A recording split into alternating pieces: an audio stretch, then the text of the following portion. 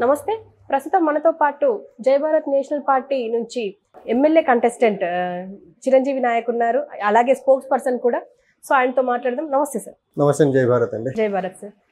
Sir మీ party తప్ప ఇంకా ఏ party manifesto విడుదల చేయలేదు అనేసి అంటున్నారు. మీకు తెలుసా అది ఎందుకు విడుదల చేయలేరు అని? అంటే ఒకటండి, ఇప్పుడు ఆంధ్రప్రదేశ్లో ఉన్న సోకాల్డ్ ఎస్టాబ్లిష్డ్ పార్టీలు, పేరున్న పార్టీలు, బలమైన పార్టీలు అని చెప్పుకునే వాళ్ళు ఎలక్షన్కి ఆల్మోస్ట్ ఇంకొక 2 డేస్లో నోటిఫికేషన్ రాబోతుంది. టిల్ డేట్ 2 డేస్ ముందు నోటిఫికేషన్ పెట్టుకొని మేనిఫెస్టో రిలీజ్ చేయలేదంటే వాళ్ళు ఎంత దౌర్భాగ్యమైన పరిస్థితిలో ఉన్నారో చూడండి. కానీ జస్ట్ డిసెంబర్లో స్టార్ట్ అయిన పార్టీ జనవరి 25కి మేనిఫెస్టో రిలీజ్ చేసి ఈ రోజుకి మా మేనిఫెస్టో రిలీజ్ చేసి ఆల్మోస్ట్ 3 months కావస్తుంది. సో చూడండి, అంటే ఆంధ్రప్రదేశ్కి అభివృద్ధి పరంగా ముందుకు తీసుకెళ్లాలనే ఇంటెన్షన్ ఎవరికి బలంగా ఉందనేసి జై Bharat national party December 23rd start అయ్యి జనవరి 25కి మేనిఫెస్టో రిలీజ్ చేసి ఈ రోజుకి మేనిఫెస్టోని అట్లా మేము ప్రజల్లోకి బలంగా తీసుకెళ్లే ప్రయత్నం చేస్తున్నాం 3 నెలలుగా.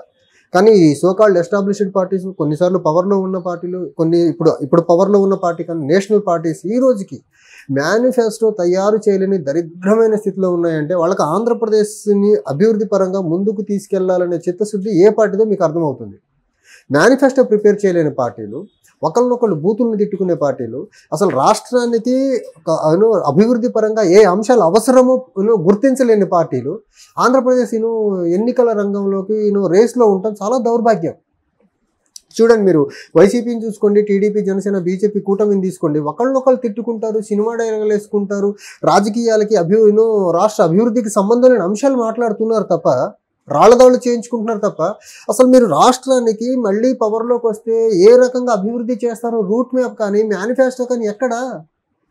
ఒకళ్ళ మేనిఫెస్టో కోసం ఇంకొళ్ళు వెయిట్ చేసే పరిస్థితి తప్ప రాష్ట్ర హితం కోరుకునే మేనిఫెస్టో మీరు ప్రిపేర్ చేసేదానికి మిమ్మల్ని ఆపుతుంది ఎవరు?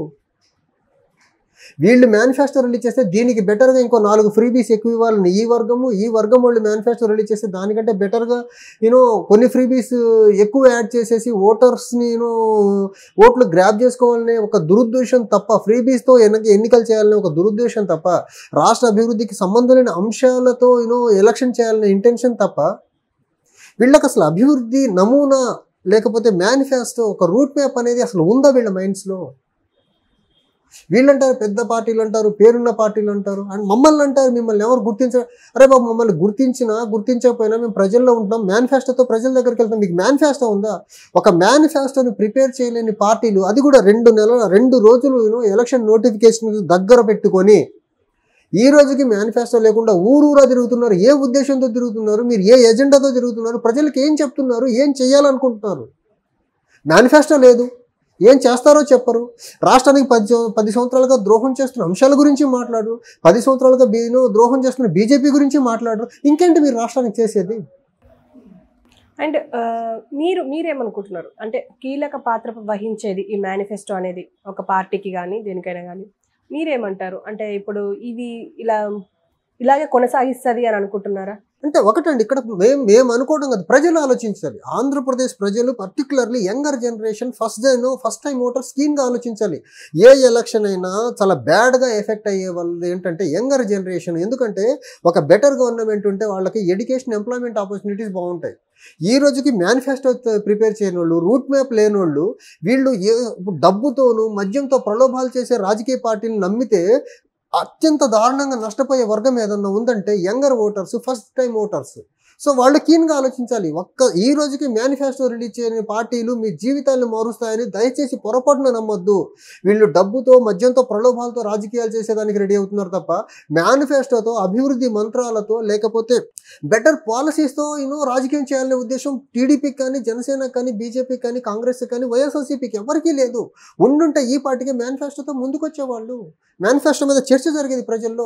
అసలు మేనిఫెస్టో రిలీజ్ చేయకుండా, మేనిఫెస్టో మీద ప్రజల్లో చర్చ జరగకుండా ఎన్నికలు ఎలా? అసలు ఎవరికన్నా ఓటేయాలంటే మేనిఫెస్టో వాళ్ళ ఎజెండా చూసి ఓటేయాలి. కానీ వీళ్ళేం చేస్తున్నారు? అది మేనిఫెస్టో ఎజెండా లేకుండా డబ్బు, మద్యం, కుల మతాల ప్రభావంతో ఎన్నికలు చేయాలని చూస్తున్నారు. ఇవన్నీ సరిపోవన్న చందంగా ఒకళ్ళ మీద ఒకళ్ళు రాళ్ళేపించుకుంటున్నారు. వీళ్ళు రాళ్ల దాడులతో సింపతి గెయిన్ చేసి సింపతితో ఎలక్షన్ చేయాలని చూస్తున్నారు తప్ప మేనిఫెస్టోతో, రూట్ మ్యాప్తో, ఒక డెవలప్మెంటల్ ఎజెండాతో ఎలక్షన్ చేసే పరిస్థితి ఈ పార్టీలకు ఉందా అంటే అబ్సల్యూట్లీ నో. 2 రోజులండి, రేపు కాక ఎల్లుండి ఆంధ్రప్రదేశ్ ఎన్నికలకి నోటిఫికేషన్ ఎలక్షన్ కమిషన్ ఇష్యూ చేయబోతుంది. 2 రోజుల ముందు కూడా మేనిఫెస్టో చేయలేని దద్దమ్మ పార్టీలు ఆంధ్రప్రదేశ్ని అభివృద్ధి పరంగా ముందుకు తీసుకెళ్తాయా? సర్వేలు చూసుకుంటే అటు కూటమి గెలుస్తుంది, లేదు ఇటు వైఎస్ఆర్సీపీ గెలుస్తుంది అని అంటున్నారు.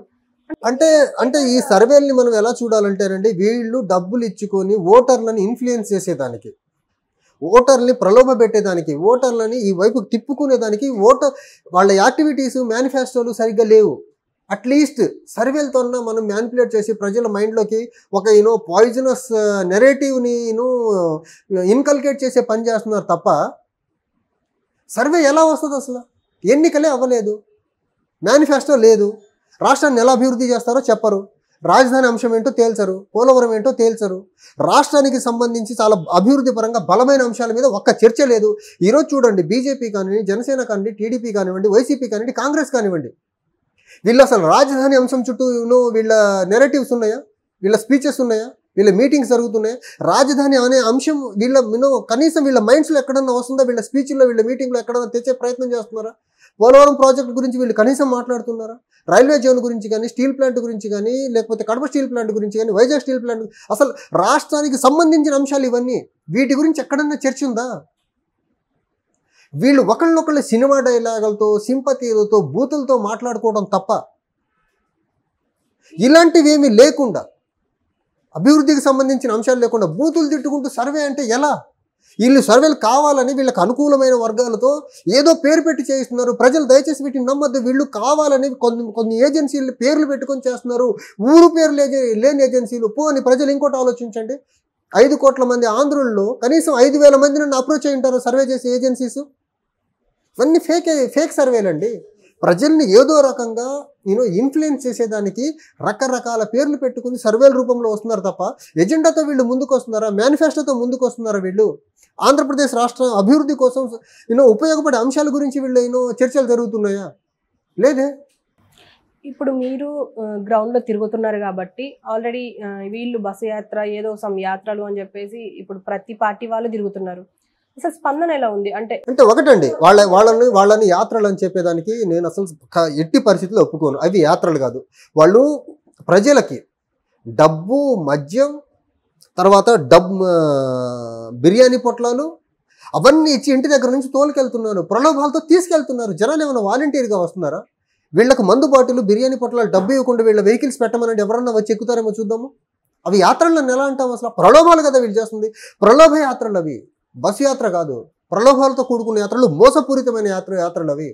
అవినీతి అక్రమార్జనతో సంపాదించిన డబ్బులతో అవే ప్రజల్ని మళ్ళీ రైల్వే స్టేషన్ నుంచి పక్కకు నొట్టేసేసి బిర్యానీ పొట్లాలు ఎరేసి, మందు బాటిల్ ఎరేసి, డబ్బు ఎరేసి తీసుకెళ్తున్నారు తప్ప వీళ్ళేమన్నా రాష్ట్రాన్ని అభివృద్ధి పరంగా ముందుకు తీసుకెళ్లే అంశాలు చెప్పి వీళ్ళు బస్సులు ఎక్కిస్తున్నారు వీళ్ళ దగ్గరికి వెళ్ళే జనాల్ని?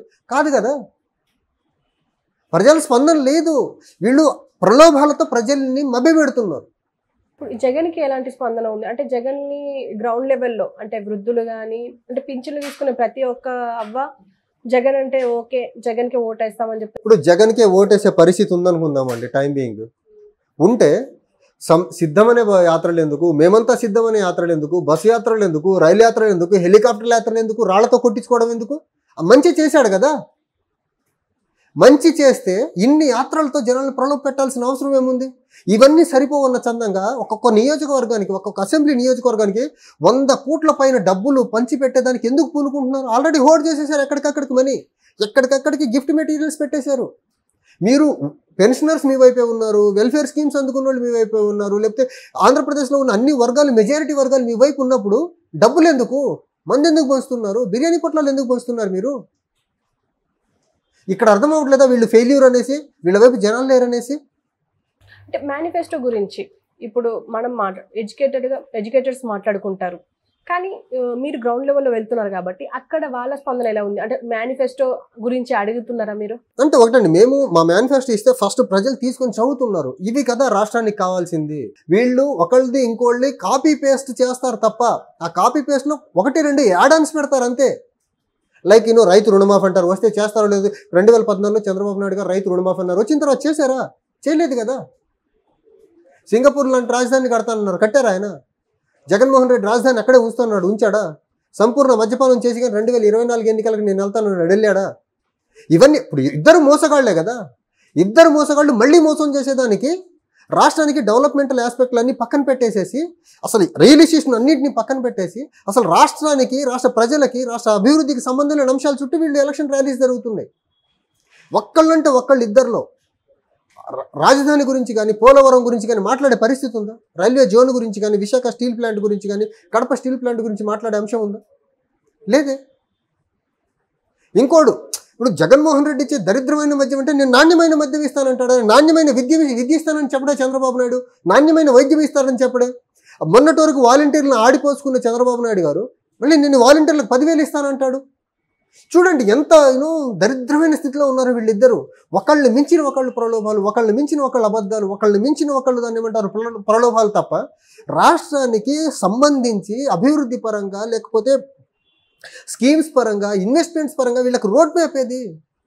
అసలు మీలాంటి మీడియా వాళ్ళు కొంచెం ఒక అడుగు ముందుకేసి ఆ 2 పక్షాలు 3 పక్షాలకు సంబంధించిన పార్టీ అధ్యక్షుల్ని, తర్వాత మా అధ్యక్షుల వారిని ఒక కామన్ పోడియం మీద పెట్టేసేసి రాష్ట్రానికి సంబంధించిన అభివృద్ధికి సంబంధించి ఒక ఇష్యూస్ మీద కానీ డిబేట్ పెట్టగలిగితే వీళ్ళని జనాలు చీదరించుకొని జనాలు మొత్తం జై భారత్ నేషనల్ పార్టీ వైపు తిరిగే అవకాశం ఉంది. కానీ ఆంధ్రప్రదేశ్లో ఉన్న మీడియా, పర్టికులర్లీ తెలుగు మీడియా, వెన్నెముక లేని మీడియా, అమ్ముడుపోయిన మీడియా ఇలాంటి పనులు చేయదు. కోడి కత్తి చుట్టూ, గులకరాళ్ళ చుట్టూ డిబేట్లు తిప్పుతారు తప్ప రాష్ట్రానికి సంబంధించి డెవలప్మెంటల్ ఆస్పెక్ట్స్ సంబంధించి చర్చ జరిపే పరిస్థితి మీడియాలో లేదు కదా. ఓకే సార్, థ్యాంక్ యూ అండి.